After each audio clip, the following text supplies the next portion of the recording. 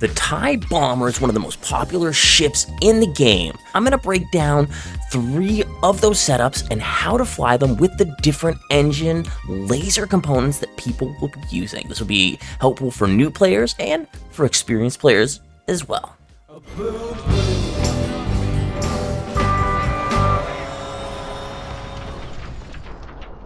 Hey, this is Time Bomb, and if it's your first time checking out the channel, hit that subscribe button to catch all the updates. Alright, thanks for joining me here today. What I am going to do is a breakdown on the TIE Bombers. We're going to go over the meta TIE Bombers, what people are flying, and just do short little breakdowns, briefings on how they work exactly. So what we're going to do is we're going to start out with the one that started it all. We're going to talk about the Jet Rotary. This one, I would say, Fenkar has a great video on how to use it. So first of all, the Rotary has the biggest damage output in the game. Rotary go burr. That is what every team is using to get huge DPS on the Empire side.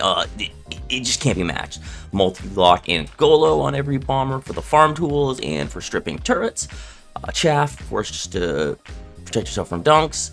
Hull reinforced, got the most hull in the game, and then the Ion Jet engine, which has the fastest charge rate of any engine. So the idea here is that you're going to use the engine as a battery for the rotary.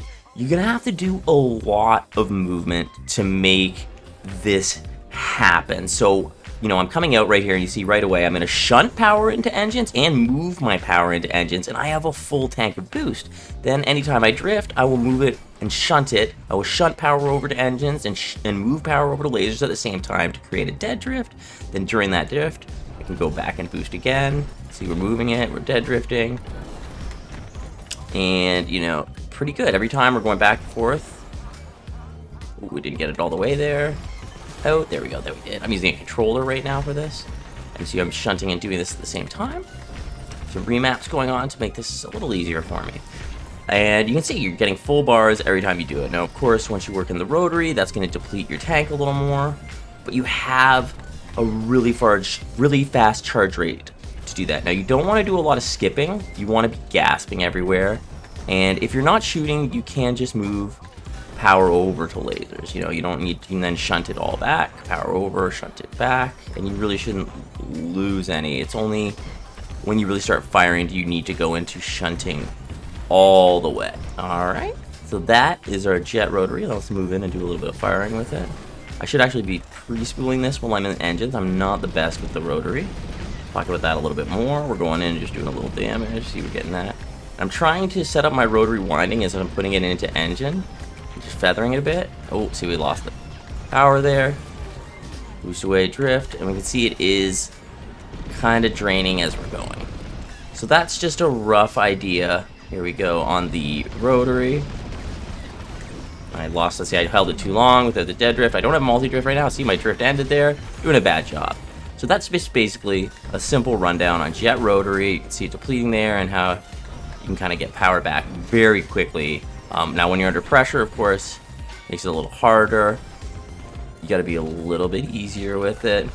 But then again, even when you are low, look how fast it's going to charge up. Within like a second, you have a full thing again. So it is so fast. Standard Slam is my favorite one to fly. I think it's actually the easiest of any combination. The standard lasers are, I believe, like the fastest charging system of a TIE Bomber, if not any. When you shunt over to lasers and you have lasers charging, so first of all, you're gonna put power in lasers all the time, and then you're just gonna shunt back and forth between them. By doing this, you're just always gonna have full boosts. You're creating those dead drifts every time. This is literally the easiest way. This is all you have to do all game. And to just get your boost back, you just hold your drift back, and then you pull it over. So like I was saying, the jet engine was the battery for the jet rotary combo. The standard lasers are the battery for this one. So you would charge your lasers in your dead drift, and then every time you push it back, you're going to have full bars of boost. Now, of course, just like we were saying with the rotary and it depleting, you have to be aware of that. But it's a little bit easier, I think, because With the jet rotary, you have the pre-wind up time. With the standard slam, you can just come in and be like, da-da-da-da-da, do a quick little reposition, da-da-da-da-da-da. You're more about just like constantly moving and keeping fire on target. Much more uptime on target than with jet rotary, as you can see. Now, people who have mastered the jet rotary have, you know, probably gotten better, but we see the system is depleting. So then, I would just start to hold my drifts a little bit longer, trying to get some time to charge it. See a little bit there, let it charge. Let it get back a little bit. You know, there's just that little bit of room for it to do that. And then, you know, if you get in trouble, you can kind of just start to do a terrible. Well, I'm not getting dead or sure. You just kind of get them going around, and you can just start to do this. Let it build back, skip away. I mean, you should really never run out of boost with this setup.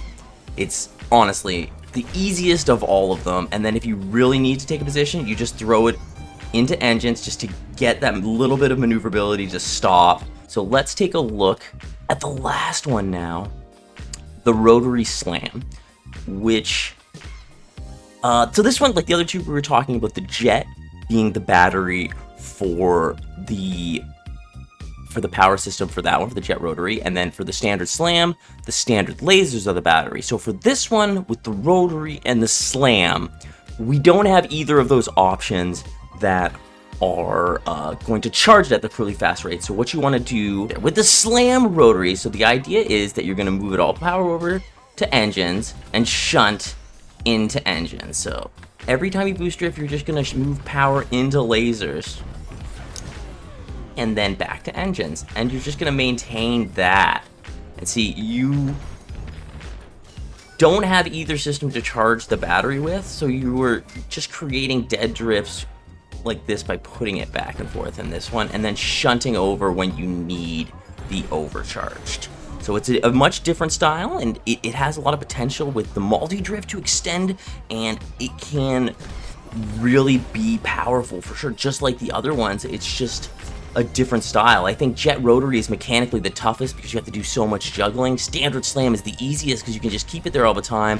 And then this one isn't as mechanically difficult, but you don't have the fast recharge rates, so you have to do a little bit more thinking when it comes to it. I think all of them are amazing. You can get the same DPS with the rotary doing a better job in short periods of time. The standard will help easier to be more evasive and stay in and do damage for a longer amount of time.